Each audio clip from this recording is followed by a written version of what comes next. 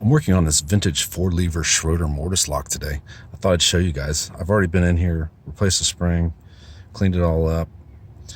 I'm called out today because the doorknob itself was pulling off the door. And I've got another post on that, but the painter's painted and lost this clip on both sides. Luckily, I have some old stock units here. So we'll replace that. The key guide itself is attached to the lock body after the lock body slid into the door. And it's indexed. There's a raised stud that's poking through this top hole here. And these two screws. So you slide it into the door and then you attach this key guide. And this has a free rotating sleeve internally. It's one solid piece of bronze all the way through. And that just allows no twisting tension to occur to the key blank itself, for the most of its length. So this is piggyback to the top of the lock body. This is the broken spring we had today over here. It's just a knob assist kind of return spring. And if you lay it out like this, you can see its original shape. Like I said, I had this all apart, cleaned it with WD-40 and a toothbrush, wiped it down, put it back together. We'll break it down, put it together one more time. A couple case cover screws. Pull the cover off. And this is the unit. Now, the way this is actually oriented in this particular door is, the keyhole is below the knob. So I'm going to spin this around just so I can look at the way that it kind of is and work with these levers a little bit. So if we take it apart, we can, I guess, start wherever. Here's the broken spring that I made at the base here.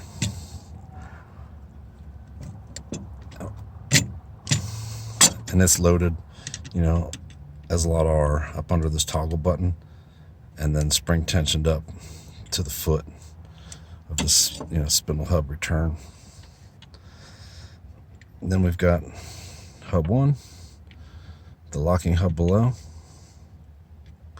It's hub 2. Now, this hub return cam, or whatever we want to call this was bent. And before, when this foot was seated like by spring pressure, I think with the broken spring, somebody torqued on this and damaged it. So I've still got a little bit of a distance here between this leg and the latch bolt, but it was really bad before. It was all the way over here.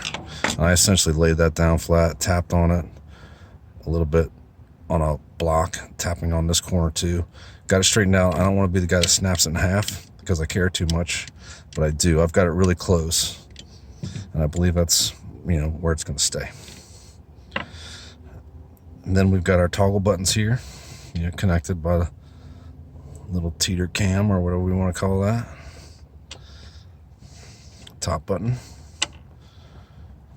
The second button. Now on these Schroders, I've got another post on this too, but this is sort of a ball bearing. And when you toggle these buttons, that bearing will be found either locked or unlocked in these dimples in the back side of the top case. So you want to be careful not to lose that. There's basically a little kind of ball bearing bullet looking thing and a spring. So I'm just kind of keep that together for now. And it's under, spring tension when the cover's on. All right, here we got our 4 levers. This is, first let's pull this. This is the main latch spring right here. And it's hooked against the case body and actually sits in a notch on the back side of this latch right there. So I believe I can get that out of there. I'll leave that in for now. So then we got lever number 1.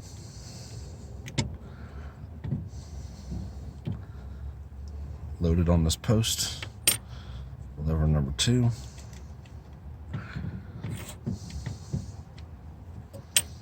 Number 3. And I'm going to leave 4 in here.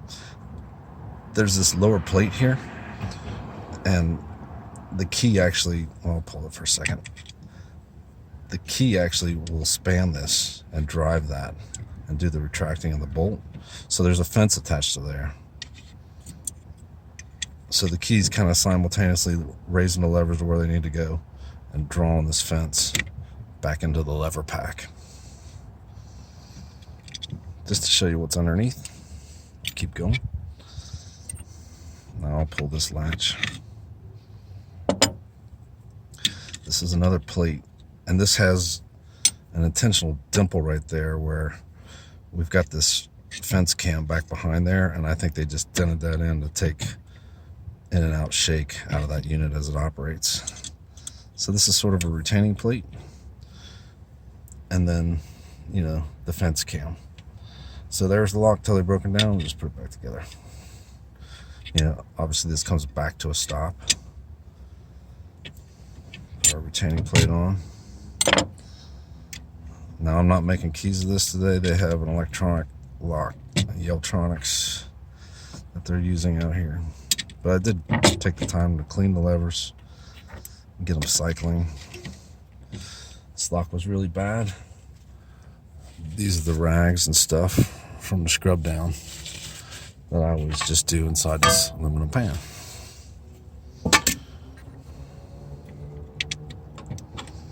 Find a lever. Maybe that latch bolt should have gone in first. Let's see if we can sneak it in there. Don't. Kind of pulling a whole pack this time. Get that in place because this sits under the levers. And I'll redo them one at a time.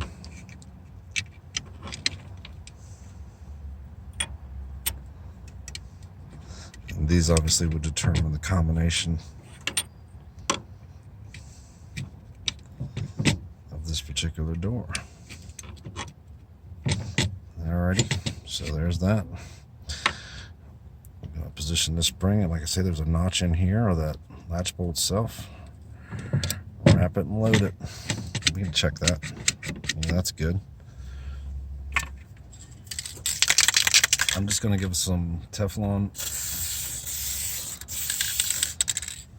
kind of be underneath all that stuff. Put our top button in, and these buttons, you know, I clean with a, I like to clean the outer periphery of these, you know, with like a emery pad, along with the WD-40 and toothbrush, so they're not dragging on the way in and out.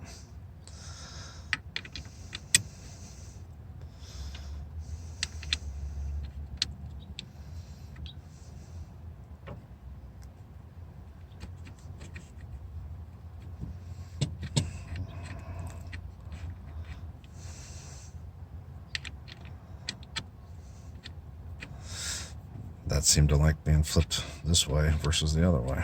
Usually they don't matter. Locking hub, non-locking hub,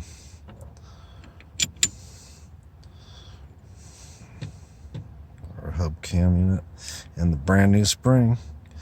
Like I said, I kind of laid out the old one just to see how it went and tried to make my bends accordingly.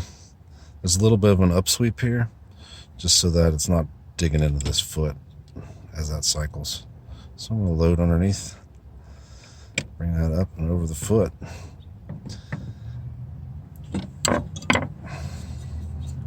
Place the cover. Say goodbye, vintage Schroder. Legend has it, Schroder Lock Company lost their foundry to I-71 when it went through Cincinnati. Kind of in an eminent domain situation. And they persisted after that, but not on the same level that they once had. And I actually knew some of the guys there when I first started into the industry in the 80s.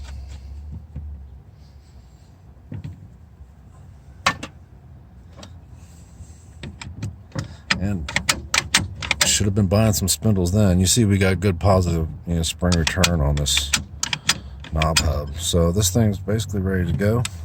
We'll get it put back in the door. And you know what we could probably do is, because we care, I should probably spritz those other things once now that it's together. seeing all that lube coming out the other side. It's reminding me that the video is messing me up.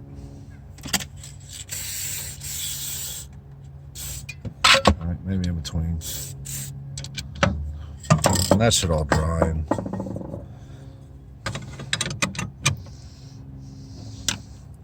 leave behind some Teflon or PTFE, whatever we want to call it.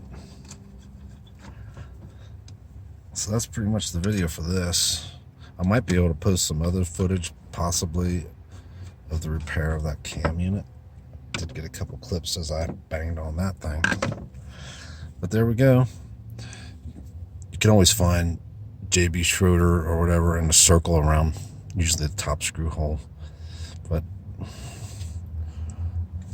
there we have it. Look for the other video to install the knobs.